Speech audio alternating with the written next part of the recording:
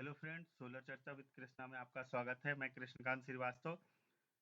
दोस्तों, आज मैं आपको एक नई वेबसाइट दिखा रहा हूं मेरी, जिसमें आपको जो भी मैंने पॉडकास्ट में डिज़ाइनें डाली हैं 3 किलोवाट की, 5 किलोवाट की, या जो आगे भी हम चर्चा करेंगे 8 किलोवाट, 10 किलोवाट, 15, 20, 25, 50 किलोवाट तक, तो वो सारी डिज़ाइनों की पीपीटी की स्लाइड आपको यहाँ मिल जाएंगी। तो आप वीडियो देख सकते हैं और उसके बाद अगर आपको कुछ भी डॉक्यूमेंट चाहिए तो आप इधर से स्क्रीनशॉट बना सकते हैं। उसके लिए आपको कुछ नहीं करना है, गूगल पे ये वेबसाइट लिखना है। ब्लॉगर है ये एक्चुअल में, सोलर चर्चा विद कृष्णा, जो मेरी चैनल का नाम है, .blogspot.com। आप इतना लिख देंगे तो ये आपको ये वेबसाइट खुल जाएगी। ये जैसे 8 किलोवाट की डिज़ाइन दी है जो आज हम डिस्कस करने वाले हैं। इसके पहले हमने 5 किलोवाट की डिज़ाइन डिस्कस की थी, वो आपको यहाँ से पूरी मिल जाएगी। रीड मोर में जाके आप ले सकते हैं। फिर ये 3 किलोवाट की है। उसके पहले भी जो वीडियो बनाए हैं तो मैं उनकी कोशिश कर रहा हूँ सारी स्लाइडें इसमें अपलोड कर दूँ। कंपोनेंट है यहाँ, हमारे स्ट्रक्चर कैलकुलेशन मार्किंग है ये आप इधर से पूरे जितने भी फॉर्मूला लगे हैं उसमें आप इधर से नोट डाउन कर सकते हैं। फिर ये सीटी कनेक्शन है, केबल साइजिंग है। तो अभी मैं और भी इसमें जो भी मेरे पास पीपीटी है वो मैं इसमें अपलोड कर दूंगा। तो चलिए हम चर्चा की शुरुआत करते हैं। शुरू करने से पहले चैनल को सब्सक्राइब करना ना भूलें और ज़्यादा से ज़्यादा लोगों को सोलर की स्किल एजुकेशन से जुड़ने के लिए प्रेरित करें। 8 किलोवाट का जब हम प्लांट डिज़ाइन करते हैं तो 8 किलोवाट की अगर डिज़ाइनिंग है तो आप ये मान के चलिए कि सोलर जो है वो मेरे 8 किलोवाट के होंगे। तो 540 वाट के मैं मोनोपार्क हाफ कट पैनल यूज कर रहा हूँ। 15 पैनल यदि मैं लगाता हूँ तो मेरा 8.1 किलोवाट हो जाता है। अगर आप दूसरे पैनल यूज करते हैं 535 के या 550 के या 330 के, तो आप इसके अकॉर्डिंग ही आपके मॉड्यूल के जो नंबर है वो डिसाइड कर सकते हैं। फिर जब ये हो जाता है तो इसके बाद मेरा आता है इन्वर्टर।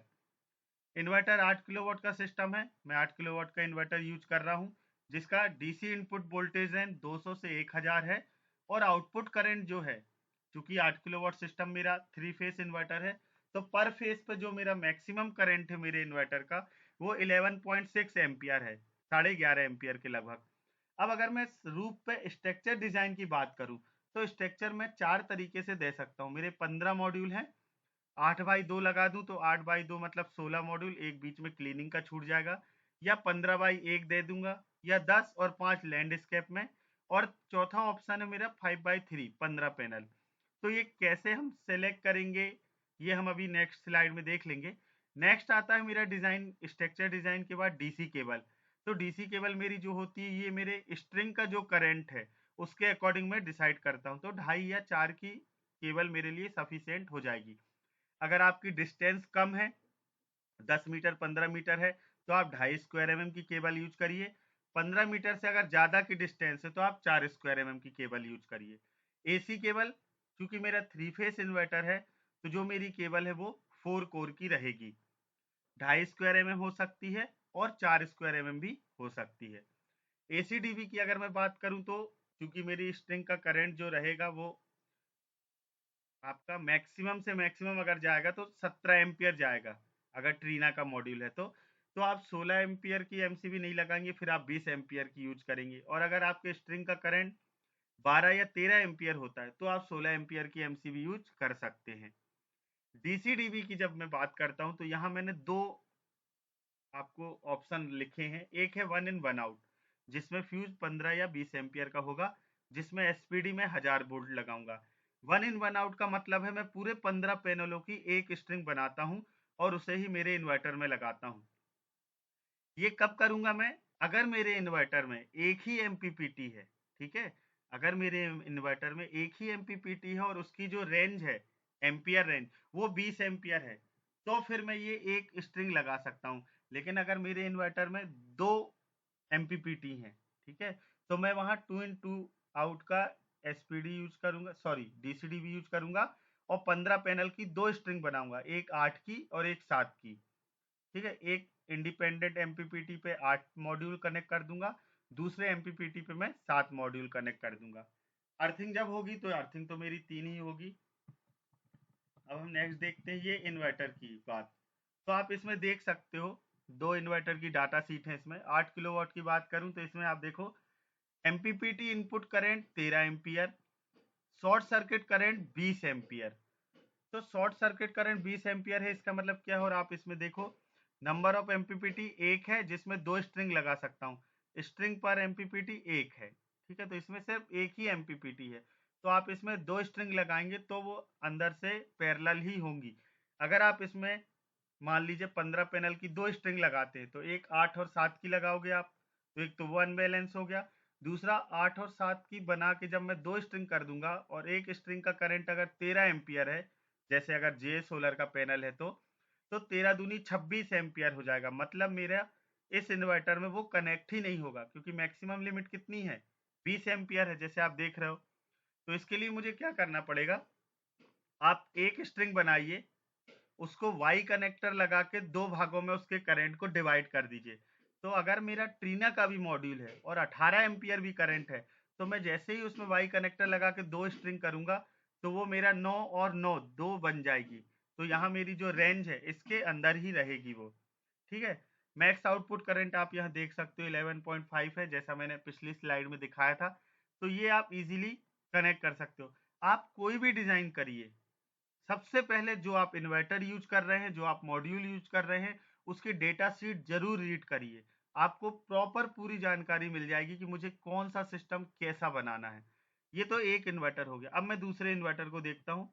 ये जैसे आपका है GW8K DT, max input voltage है 1000 है, 180 से 850 ऑपरेटिंग रेंज है, स्टार्टअप वोल्टेज 160 है, नॉमिनल वोल्टेज 12.5 एम्पियर। जो मेन चीज देखने की है इसमें, एमपीपीटी पे जो हम स्ट्रिंग लगा सकते हैं वो हम कैसी लगाएंगे कि उसका जो करंट है वो 12.5 एम्पियर से ज्यादा ना हो। और आईएससी की अगर मैं बात करूं तो वो 15.6 तक जा सकती है। तो मैं इसमें एक स्ट्रिंग तो लगा सकता हूँ। अब इसमें आप देखो नंबर ऑफ एमपीपीटी ट्रैकर 2 है, दोनों पे मैं एक एक स्ट्रिंग डाल सकता हूँ। तो अगर आप चाहें तो आप 2 स्ट्रिंग भी बना के इसमें लगा सकते हैं, ठीक। इसमें आपको क्या रहेगा, आसानी हो जाएगी, क्योंकि 2 एमपीपीटी है, जैसे मैंने पिछले वीडियो उसमें स्लाइड में बताया था। अगर 2 एमपीपीटी है तो आप कोशिश करिए 2 स्ट्रिंग ही लगाइए। उसके दो फायदे हैं, एक तो आपका इन्वर्टर जो है वो अनबैलेंस नहीं होगा। दूसरा, अगर किसी स्ट्रिंग पे शेडो आ जाती है तो उससे मेरा पावर जो है वो सिर्फ उसी सेपरेट स्ट्रिंग का कम होगा, दूसरी स्ट्रिंग मेरी मैक्सिमम पावर जनरेट करती रहेगी। तो इस तरीके से आप डेटा शीट जब भी देखेंगे किसी भी इन्वर्टर की मॉड्यूल की, आपस में उनको कंपेयर करके जब सिस्टम डिजाइन करेंगे तो बहुत ही बेहतर तरीके से सिस्टम डिजाइन किया जा सकता है। नेक्स्ट आती है मेरी बात स्ट्रक्चर डिजाइन की। तो जैसे हमने बात की थी, 4 ऑप्शन दे सकते हैं हम कस्टमर को।